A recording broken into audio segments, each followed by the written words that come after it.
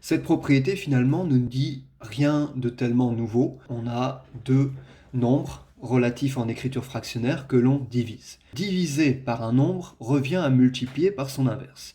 Ici, a sur b divisé par c sur d. On divise par c sur d. L'inverse de c sur d, c'est d sur c. Donc diviser par c sur d revient à multiplier par d sur c. Et le nombre a sur b, lui, il n'y a aucune raison qu'il soit transformé. Il subit une division.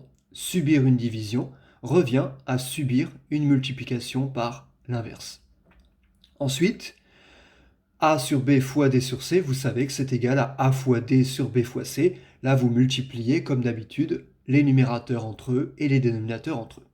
Alors pourquoi est-ce qu'il y a écrit que b, c et d ne peuvent pas être égaux à 0 ?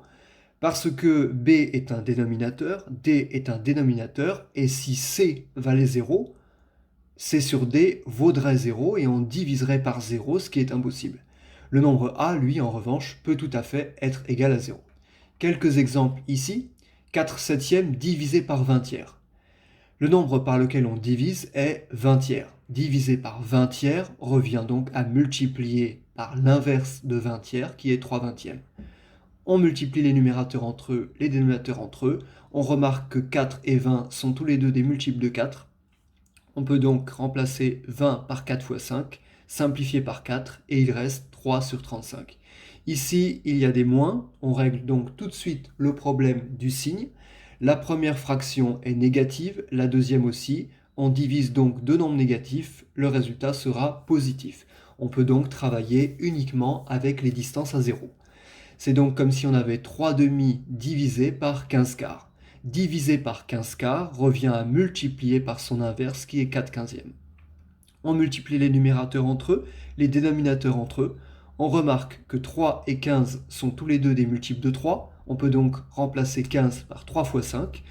4 et 2 sont tous les deux des multiples de 2. On peut donc remplacer 4 par 2 fois 2. Ce qui nous permet de simplifier une fois par 3, une autre fois par 2, et il reste 2 cinquièmes. Ici, cette écriture est un peu particulière. Au lieu d'utiliser le symbole divisé, on a utilisé ici une barre de fraction. Cette barre de fraction est la barre de fraction principale. Pourquoi ? Parce que c'est elle qui se trouve en face du égal. C'est donc comme si on avait 10 tiers divisé par 5 demi. Divisé par 5 demi revient à multiplier par 2 cinquièmes. On a donc ça. On remarque que 10 et 5 sont dans la table de 5. On remplace 10 par 5 fois 2, ce qui nous permet de simplifier par 5 et on obtient 4 tiers. La remarque répète ce que je viens de vous expliquer au sujet de la barre de fraction principale. Regardons ces deux exemples-là. Ils se ressemblent. On a un 3, en dessous un 5, en dessous un 2. Ici aussi. On repère la barre de fraction principale, celle qui se trouve en face du égal. C'est celle-ci. C'est donc comme si on avait 3 divisé par 5 demi. C'est ce que j'ai écrit ici. Divisé par 5 demi revient à multiplier par 2 cinquièmes. 3 fois 2 cinquièmes, 6 cinquièmes. Ici, la barre de fraction principale est là. C'est donc comme si on divisait 3 cinquièmes par 2. Divisé par 2 revient à multiplier par l'inverse de 2. D'après le cours, l'inverse de 2 est 1 sur 2. 3 cinquièmes fois 1 sur 2. 3 fois 1 sur 5 fois 2. 3 dixièmes.